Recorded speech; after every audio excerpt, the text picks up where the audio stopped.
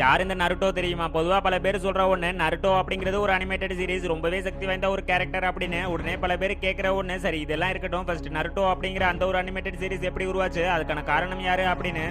அதுக்கு முன்னாடி யாருக்கெல்லாம் நருட்டோ பிடிக்குமோ அவங்க எல்லாரும் லைக் பண்ணுங்க. அதோட நருட்டோல உங்களுக்கு பிடிச்ச கேரக்டர் யாரு அப்படிங்கறத கமெண்ட்ல சொல்லுங்க.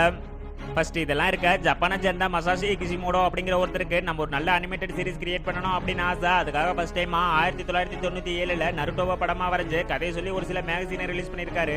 ஆனா அது சுத்தமா விற்கவே இல்லை. இதெல்லாம் ஒரு கதையா, இதெல்லாம் சுத்தமாவே ஓடாது அப்படிங்கிற மாதிரி பல பேர் சொல்லியிருக்காங்க. அதுக்கப்புறம் 1999ல செப்டம்பர் 2ஆம் தேதி இந்த கதையை நம்மளே அனிமேஷனா கிரியேட் பண்ணலாம் அப்படின்னு முடிவு பண்ணி ஒரு சின்ன டீம் உருவாக்கி அந்த கதையை பப்ளிஷும் பண்ணியிருக்காங்க. யாருமே நினைச்சு பார்க்காத அளவுக்கு ஒரு மிகப்பெரிய வெற்றி. அன்னைக்கு யாரு இதை பார்த்து இதெல்லாம் ஒரு கதையா அப்படின்னு சொன்னாங்களோ அந்த ஒரு கதை தான் இப்ப பல மொழிகளில் உலக மக்கள் அதிகமா பார்க்கப்படுற சீரீஸ்ல ஒன்னாவும் இருக்கிறதோட நருட்டோ அப்படிங்கிற அந்த பேருக்கு தனி ஒரு ஃபேன்ஸ் கூட்டமே உருவாகி இருக்கு.